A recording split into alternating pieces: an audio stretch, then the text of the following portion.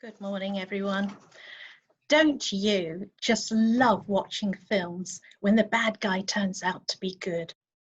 There's Felonious Screw from Disney's Despicable Me, a supervillain who totally changes into a super dad. And then there's the classic story, A Christmas Carol with Ebenezer Scrooge, a mean, tight-fisted miser who turns into a soft-hearted, generous giver.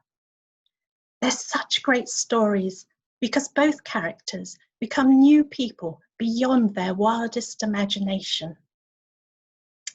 In today's story, Paul also changes beyond recognition, and it's an even better story because Paul was a real person.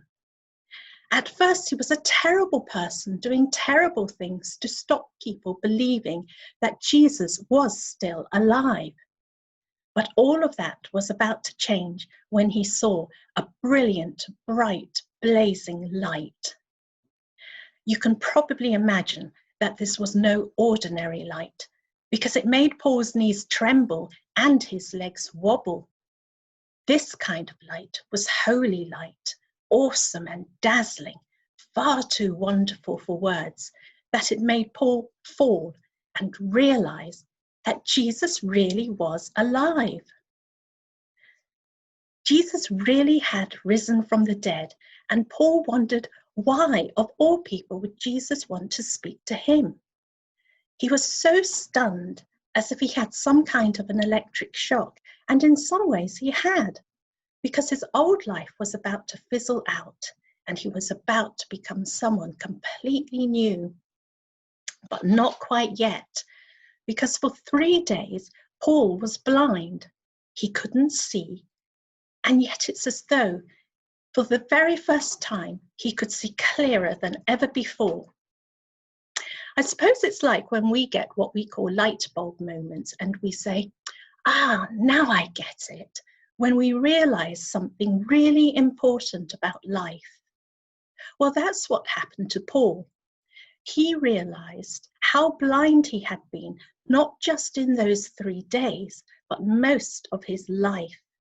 It wasn't until Jesus flashed a million light bulbs in front of him, saying something like, "Paul, wake up to who I am," that he finally got it.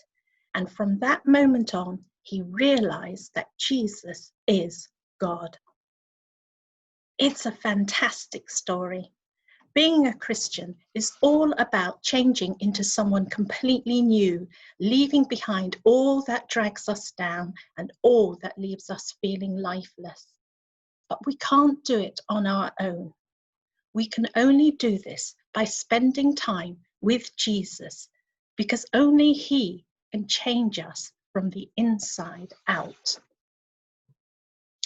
When Paul met Jesus, it was big. But what mattered more was that his walk with Jesus was much bigger.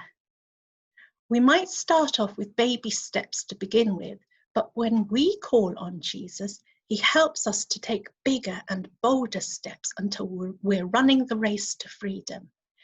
And as we do so, we reach out to others along the way. That's what Paul did. He changed from treading believers down to helping them tread through incredibly tough times. Little did Paul know that when he planned to destroy the church on his way to Damascus, he would end up building churches all the way to Rome. It wasn't always easy for Paul, but he never gave up.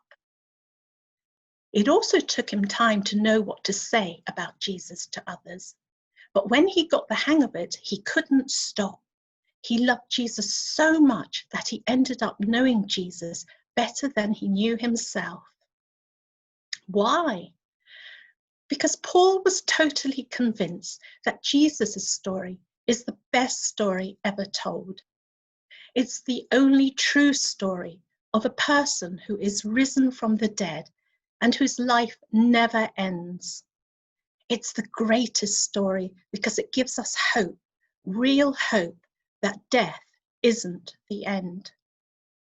It sounded crazy to Paul at first, and it might sound crazy to you now, but let Paul's testimony help you to call on Jesus to completely change your life and you too will get to see your life in a new light.